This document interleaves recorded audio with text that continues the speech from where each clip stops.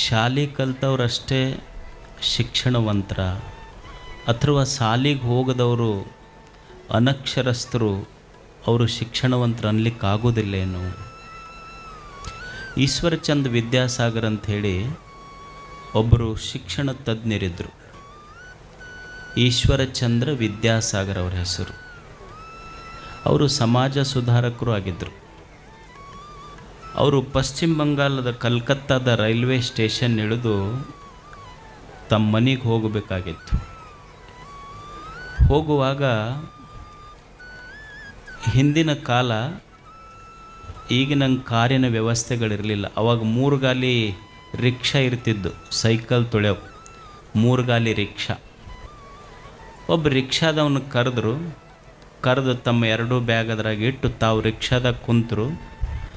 ಅವ ಪಾಪ ಸ್ವಲ್ಪ ವಯಸ್ಸಾದ ಮನುಷ್ಯ ರಿಕ್ಷಾ ತುಳ್ಕೊಂತ ಹೊಂಟ. ಸ್ಟೇಷನ್ನಿಂದ ದಯಾನಂದ ಸಾಗರ್, ಈಶ್ವರಚಂದ್ರ ವಿದ್ಯಾಸಾಗರ್ ಅವ್ರ ಮನೆ ಕಡೆ ಹೊರಟ. ಅದು ಬ್ಯಾಸಗಿ ದಿವಸ ಭಾಳ ಸೆಕೆ. ಇವರು ಕೇಳಿದ್ರು, ಎಷ್ಟು ದುಡ್ಡು ರೈಲ್ವೆ ಸ್ಟೇಷನಿಂದ ಮನೆಗೆ ಅಂತ. 50 ರೂಪಾಯಿ ಅಂತ ಹೇಳ್ದವ. ಇವರು ಬ್ಯಾಗ್ ಇಟ್ಟು ರಿಕ್ಷಾ ತುಳ್ಕೊಂತ ಹೋಗಿ ಕುಂತರು. ಈಶ್ವರಚಂದ್ರ ವಿದ್ಯಾಸಾಗರ್ ರಿಕ್ಷಾದಾಗ ಕುಂತರು. ಅವ ರಿಕ್ಷಾ ತುಳ್ಕೊಂತ ಯಜಮಾನ ಹೊರಟ. ಹೋಗುವಾಗ ದಿಬ್ಬ ಬಂತು. ದಿಬ್ಬ ಪಾಪ ಅವನಿಗೆ ಯಜಮಾನ ಮನುಷ್ಯ ಅಲ್ಲ, ರಿಕ್ಷಾ ತುಳಿಲಿಕ್ಕಾಗಲಿಲ್ಲ. ಮತ್ತು ಈಶ್ವರಚಂದ್ರ ವಿದ್ಯಾಸಾಗರ್ ಅವ್ರು ಕೆಳಗೆ ಇಳಿದು ಅವನ ಜೊತೆಗೇ ನಡ್ಕೊಂತ ಅವ್ರ ಮನೆ ಮುಟ್ಟಿದ್ರು. ಆ ಮುದುಕನ ಶ್ರಮ ನೋಡಿ ಅವ್ರಿಗೆ ಕನಿಕರ ಬಂತು. ಅವರು 100 ರೂಪಾಯಿ ಕೊಟ್ರಿ ಅವನಿಗೆ. ಯಾರಿಗೆ? ರಿಕ್ಷಾದವನಿಗೆ. ಅವ ನೋಡಿ 50 ರೂಪಾಯಿ ಇಟ್ಕೊಂಡು ಮತ್ತೆ 50 ರೂಪಾಯಿ ಹೊಳೆ ಕೊಟ್ಟ. ಅವಾಗ ಈಶ್ವರಚಂದ್ರ ವಿದ್ಯಾಸಾಗರ್ ಅಂದರು, ಅಲ್ಲ ನಿನ್ನ ಸಲುವಾಗೆ ಕೊಟ್ಟು ನೀವು ಇಟ್ಕೋ ಅಂದರು. ಇಲ್ಲರಿ, ನಾವು 50 ರೂಪಾಯಿ ಮಾತಾಡೀವಿ, 50 ರೂಪಾಯಿ ಅಷ್ಟ ಕೊಡ್ರಿ ನಮಗೆ. ಅಲ್ಲ, ಮಾತಾಡಿದ್ದ 50 ರೂಪಾಯಿ ಖರೆ, ಪಾಪ ನೀ ಶ್ರಮಜೀವಿ ಅದಿ, ಅದಕ್ಕೆ ಇರ್ಲಂತ ಎಕ್ಸ್ಟ್ರಾ 50 ರೂಪಾಯಿ ಕೊಟ್ಟೆ ನಿನಗಂತ ಈಶ್ವರಚಂದ್ರ ವಿದ್ಯಾಸಾಗರ್ ಹೇಳಿದರು. ಅವಾಗ ಅವ ರಿಕ್ಷಾ ಹೇಳ್ದ, ಸಾಹೇಬ್ರ, ನಾವು ರಿಕ್ಷಾ ಹೊಡೆಯವರೇ ಹೊರತು ಭಿಕ್ಷಾ ಬೇಡವರಲ್ಲ ಅಂತ. ಈಶ್ವರಚಂದ್ರ ವಿದ್ಯಾಸಾಗರ್, ನಾವು ರಿಕ್ಷಾ ಹೊಡೆಯವರೇ ಹೊರತು ಭಿಕ್ಷಾ ಬೇಡವರಲ್ಲ ಅಂತ. ಅವನಿಗೆ ಅಕ್ಷರ ಗೊತ್ತಿಲ್ಲ, ಆದರೆ ಎದ್ಯಾಗ ಶಿಕ್ಷಣದ ಸರಸ್ವತಿ ದೇವಿಯೇ ಕುಂತಾಳೆ. ಇದು ನಿಜವಾದ ಶಿಕ್ಷಣ. Education is that by which character is formed. ಯಾವುದಕ್ಕೆ ಶಿಕ್ಷಣ ಅನ್ನಬೇಕು ಅಂದರೆ ಯಾವುದು ನಿನ್ನ ಎದೆಯೊಳಗೆ ಸದ್ಗುಣಗಳನ್ನು ಬೆಳೆಸ್ತದೋ, ಯಾವುದು ನಿನ್ನ ತಲೆಯಲ್ಲಿ ಯಾವುದು ಒಳ್ಳೆಯದು ಕೆಟ್ಟದ್ದು ಅನ್ನೋದರ ವಿವೇಕ ಹೇಳ್ತದೋ, ಯಾವುದು ನಿನ್ನ ಕಾಲ ಮೇಲೆ ನೀನು ದುಡಿದು ಇನ್ನೊಬ್ಬರಿಗೆ ಕೈಯೊಡ್ಡಿ ಬೇಡದೆ ನೀನು ದುಡಿದು ಬದುಕುವುದನ್ನು ಕಲಿಸ್ತೈತೆಲ್ಲ, ಅದು ನಿಜವಾದ ಶಿಕ್ಷಣವೇ ಹೊರತು ಅಕ್ಷರ ಜ್ಞಾನದ ಶಿಕ್ಷಣ ಅಲ್ಲ. ಅಕ್ಷರ ಜ್ಞಾನದಕ್ಕಿಂತ ಆತ್ಮಜ್ಞಾನ, ಅರಿವಿನ ಜ್ಞಾನವೇ ನಿಜವಾದ ಶಿಕ್ಷಣ. ನಾವೆಲ್ಲ ಮಕ್ಕಳಿಗೆ ಇವತ್ತು ನೀವು PUC ಸೆಕೆಂಡ್ ಇಯರ್ ಸೈನ್ಸ್ ಮಕ್ಕಳು ಹೆಂಗಾಗಿರ್ತಾವೆ ಅಂದ್ರೆ ಜೊಯ್ಯಾಗಿರ್ತಾವೆ. ಅವಕ್ಕೆ ಬರೀ CET NEET, CET NEET, CET NEET. ನಾನು ಭಾಳ ಸಲ ಇದನ್ನು ಹೇಳ್ತೀನಿ ತಂದು ಪೇರೆಂಟ್ಸಿಗೆ, ಏನಂದ್ರೆ ಮಕ್ಕಳಿಗೆ ಬರೀ ನೀಟ್ ಓದಿಸೋದು ಶಿಕ್ಷಣ ಅಲ್ಲ, ನೀಟ್ ಬರೆಸುವುದು ಶಿಕ್ಷಣ ಅಲ್ಲ, ನೀಟಾಗಿ ಬದುಕುವಂತೆ ಕಲಿಸುವುದು ಸಹಿತ ನಿಜವಾದ ಶಿಕ್ಷಣ. ನಮ್ಮ ಮಕ್ಕಳಿಗೆ ನೀಟಾಗಿ ಬದುಕಲಿಕ್ಕೆ ಕಲಿಸ್ಬೇಕು. ಇವತ್ತು ನಮ್ಮ ಶಿವಣ್ಣವರು ಅವ್ರ ಮಕ್ಕಳಿಗೆ ದುಡಿಯುವ ಸಂಸ್ಕಾರವನ್ನು ಕೊಟ್ಟಿದ್ದಾರೆ. ನಾನು ಮಠಕ್ಕಾದ ಮೇಲೆ ಹೊಸ ದಾಸೋಗೇನ ಕಡಿಮೆ ಮಾಡಿದ್ವಲ್ಲ, ಅವತ್ತಿನಿಂದನೂ ಶಿವಣ್ಣನ ಸೇವೆ ಭಾಳ ದೊಡ್ಡ ಸೇವೆ. ಭಾಳ ಮಂದಿಗೆ ಗೊತ್ತೈತೋ ಇಲ್ಲ ಗೊತ್ತಿಲ್ಲ. ಆತ ಎಂದ ದಾಸೋಗ ಪ್ರಾರಂಭ ಆಗ್ತದೆ, ರಾತ್ರಿ ಒಂದು ದೋತ್ರ ತಂದೊಂದು ಅಂಗಿ ವಸ್ತ್ರ ಇಟ್ಕೊಂಡು ಬಂದಂದ್ರೆ ಇಡೀ ದಾಸೋಗ ಮುಗಿಯುವವರೆಗೆ ಅವ ರೇಷನ್ ಕೋಲೆಗ ಮುಕ್ಕೊಂತಾನಲ್ಲೇ. ಎಲ್ಲ ಇಡೀ ಜಾತ್ರೆ ದಾಸೋಗಕ್ಕೆ ರೇಷನ್ ಕೊಡ್ತಾನಾತ. ಈಗ ಮಗ ಮನೆ ಮಾಡಿದ ಮೇಲೆ ಸ್ನಾನಕ್ಕಷ್ಟು ಇಲ್ಲಿ ಬರ್ತಾನೆ ಹೊರತು ಮೊದಲು ಅಲ್ಲೇ ಮುಕ್ಕೊಂತಿದ್ದು. ಆತನ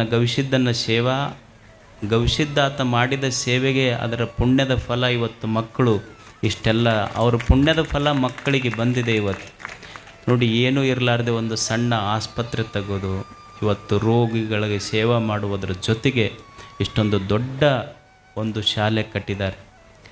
ಈ ಈ ಈ ಖಾಸಗಿ ಶಾಲೆ ಕಟ್ಟೋದೇ ಒಂದು ದೊಡ್ಡ ಶ್ರಮದ ಕೆಲಸ ಇದು. ಇವಕ್ಕೆ ಅನುದಾನ ರಹಿತ ಶಾಲೆಗಳು ಅಂತ ಕರೀತಾರೆ. ಕೊಡೋದೇ ಸರ್ಕಾರ ಹಂಗೆ ಕೊಡ್ತೈತಿ. ಇವು ಅನುದಾನ ರಹಿತ ಶಾಲೆಗಳಲ್ಲ, ಅನುಕಂಪ ರಹಿತ ಶಾಲೆಗಳಿವು. ಯಾರ್ದು ಅನುಕಂಪ ಇರೋದಿಲ್ಲ. ಆಮೇಲೆ ಪೇರೆಂಟ್ಸದ ಕಿರಿಕಿರಿ ಏನೇನೋ ಇರ್ತಾವೆ, 100 ರಗಳೆ. ಅವೇನು ಹೇಳೋಕ್ಕಾಗೋದಿಲ್ಲ ವೇದಿಕೆ ಒಳಗೆ ಅವಕ್ಕೆಲ್ಲ. ಯಾವನೊಬ್ಬ ಒಂದು ಅಪ್ಲಿಕೇಶನ್ ಹಾಕ್ತಾನೆ, ನನ್ನ ಮಕ್ಕಳಿಗೆ ಫ್ರೀ ಕೊಟ್ಟರೆ ಅಪ್ಲಿಕೇಶನ್ ಹಿಂದಕ್ಕೆ ಅಂಥವ್ರು ಭಾಳ ಮಂದಿ ಮಹಾತ್ಮರು ಹುಟ್ಟಿರ್ತಾರೆ. ಆ ಮಹಾತ್ಮರ ಕೈಯಾಗಿಂದ ಪಾರಾಗೋದು ಭಾಳ ಕಷ್ಟ. ಶಾಲೆ ನಡೆಸೋರು ಅಂದ್ರೆ ಒಂದು ಶಾಲೆ ಕಟ್ಟಿ ನಡೆಸುವ ಒಂದು ನೋವು ಕಟ್ಟಿದವನಿಗೆ ಗೊತ್ತಿರ್ತದೆ ಅದು ಎಷ್ಟು ಶ್ರಮದ ಕೆಲಸ ಅಂತ ತಿಳ್ಕೊಂಡು. ಅಂದರೆ ಒಳ್ಳೆ ಕೆಲಸ ಮಾಡುವಾಗ ಸಹಕಾರ ಮಾಡುವ ಮನಸ್ಸು ಬೇಕು ನಮಗೆಲ್ಲ. ಅದನ್ನು ಕೆಡಿಸುವಂಥ ಮನಸ್ಥಿತಿಗಳು ಬರಬಾರ್ದು. ಅದು ಒಳ್ಳೆಯದು ಅಲ್ಲ. ಅವರು ಪಾಪ ಹ್ಯಾಟಿ ಸಹೋದರರು ಇಲ್ಲಿ ಜಾಗ ತೊಗೊಂಡು, ಈ ಕೊಪ್ಪಳದಾಗ ಜಾಗ ತೊಗೊಳೋದಕ್ಕಷ್ಟು ಈಗ ಬರೀ ಮಾರೋದಷ್ಟೇ, ಇಲ್ಲಿ ತೊಗೊಳೋದೇನೂ ಇಲ್ಲ. ಇಲ್ಲಿ ಏನು ಬೆಂಗಳೂರಾಗ ತೊಗೋಬೋದು, ಕೊಪ್ಪಳದಾಗ ತೊಗೊಳಕ್ಕೆ ಸಾಧ್ಯ ಇಲ್ಲ. ಅಂಥದ್ರಲ್ಲಿ 2 ಎಕರೆ ಜಾಗ ತೊಗೊಂಡು ಇಷ್ಟೊಂದು ದೊಡ್ಡ ಶಾಲೆ ಕಟ್ಟಿ, ಅವರ ಸ್ನೇಹಿತರ ಸ್ಫೂರ್ತಿ ಮತ್ತು ಅವರ ಸಹೋದರರು ಮತ್ತು ಅವರ ತಂದೆ ತಾಯಿಗಳ ಪುಣ್ಯ ಇದನ್ನೆಲ್ಲ ಮಾಡಿ ಇದೊಂದು ಶಾಲೆ ಕಟ್ಟಿದ್ದಾರೆ. ನಿಮ್ಮ ಶಾಸಕರು ಹೇಳ್ತಿದ್ರು, ಇವ್ರ ದೊಡ್ಡ ಕುಟುಂಬ ಅಂತ. ಇವರು ಇಲ್ಲಿ ಕುಂತವರೆಲ್ಲ ಅದಕ್ಕಿಂತ ಜಾಸ್ತಿ ಅಷ್ಟು ಬೀಗರು ಅದಾರ. ಇದ್ರಾಗ ಊರನ್ನವ್ರಿಗೇನಿಲ್ಲ, ಅವ್ರದ್ದು ಅಷ್ಟರ ಫ್ಯಾಮಿಲಿ ಕೂಡಿಸಿದ್ರೆ ಅವರಿಗೆ ಒಂದು ಸಾಲ ಬೇಕೀಗ. ಅಷ್ಟು ಮಂದಿ ಬೀಗರು ಮೈನಹಳ್ಳಿ, ಸಿಂಧೋಗಿ, ಕಾತರ್ಕಿ, ಗುಡ್ಲಾನೂರ, ಯಾಕಡೆ ಯಾವ ಊರಾಗ ಹಳ್ಳ್ಯಾಗ ಹೋದ್ರು ಅಷ್ಟರು ಬೀಗರು ಅದಾರ. ಅವರಿಗೆ ಒಂದು ಸಾಲ ಬೇಕೀಗ.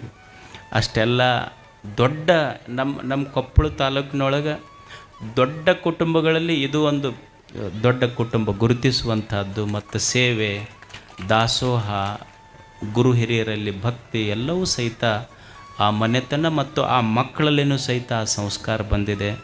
ಭಗವಂತ ಗವಿಸಿದ್ದ ಆ ಮಕ್ಕಳಿಗೆ ದುಡಿಯುವ ಶಕ್ತಿ ಕೊಡಲಿ. ಅವರ ದುಡಿದ ಪರಿಶ್ರಮಕ್ಕೆ ಫಲ ಕೊಡುವ ಅವನ ತಪಸ್ಸಿನ ಶಕ್ತಿನೂ ಸಹಿತ ಅವ್ರಿಗೆ ಹರಿದು ಬರಲಿ. ನನಗೆ ಅಜ್ಜರು ಭಾಳ ಒಂದು ಚಲೋ ಮಾತು ಹೇಳಿದರು. ಒಂದು ಸಲ ಹಿಂಗೆ ಸಕ್ಕರೆ ಕೊಡ್ತಿದ್ರು. ನಾವೆಲ್ಲ 8-9ನೇ ಕ್ಲಾಸ್ ಓದ್ತಿದ್ವಿ. ಅಜ್ಜವ್ರು ಸಕ್ಕರೆ ಕೊಡ್ತಿದ್ರು ಎಲ್ಲರಿಗೆ. ನಮಗೆ ಸಣ್ಣ ಹುಡುಗರು 8-9ನೇ ಕ್ಲಾಸ್ ಓದ್ತಿದ್ವಲ್ಲ, ಅವಾಗ ಅಜ್ಜರು ಕೇಳಿದ್ವಿ, ಏನಿದು ಬಂದವರಿಗೆಲ್ಲ ಸಕ್ಕರೆ ಎದಕ್ಕೆ ಕೊಡ್ತಾರೆ ಸ್ವಾಮಿಗಳು ಅಂತ ಕೇಳಿದೆ ನಾನು. ಅವಾಗ ಅಜ್ಜರು ಒಂದು ಚಲೋ ಮಾತು ಹೇಳಿದರು, ನೋಡಪ್ಪ, ಇದು ಸಕ್ಕರೆ ಅಲ್ತಮ್ಮ. ಯಾವ ಭಕ್ತರು ನಿನಗೇನೋ ಆಶ್ರಯ ಬಯಸಿ ನನಗಿಲ್ಲಿ ಹೋದ್ರೆ ಒಳ್ಳೇದಾಗ್ತೈತೆ ಅಂತ ಯಾವ ಭಕ್ತ ಸಂಕಲ್ಪ ಮಾಡಿ ಬರ್ತಾನಲ್ಲ, ಅವನಿಗಿದು ಸಕ್ಕರೆ ಅಲ್ಲ, ಇಡೀ ನಮ್ಮ ಮಠದ ಸ್ವಾಮಿಗಳ ತಪಸ್ಸು ಅವ್ರಿಗೆ ಕೊಡ್ತೀವಿ ನಾವು ಅಂತ ಗುರುಗಳು ಹೇಳಿದ ಮಾತಿದು. ಅಂಥ ಅವರ ಸೇವೆಗೆ ಗುರುಗಳ ತಪಸ್ಸ ಅಂಥ ಭಕ್ತರಿಗೆ ಹರಿಲಿ, ಆ ಮಕ್ಕಳಿಗೆಲ್ಲ ಒಳ್ಳೆಯದಾಗಲಿ. ಅವರನ್ನು ನೋಡೋದೇ, ಅವರು ಮಾಡಿದ ಕೆಲಸ ನೋಡೋದೇ ಒಂದು ಕಣ್ಣಿಗೆ ಹಬ್ಬ, ಸಂತೋಷ. ಇದು ಬೆಳೀಲಿ ಅಂತ ಹಾರೈಸಿ ತಮಗೆಲ್ಲ ವಂದಿಸಿ ನಮ್ಮ ಮಾತು ಮುಗಿಸ್ತಾ ಇದ್ದೀನಿ.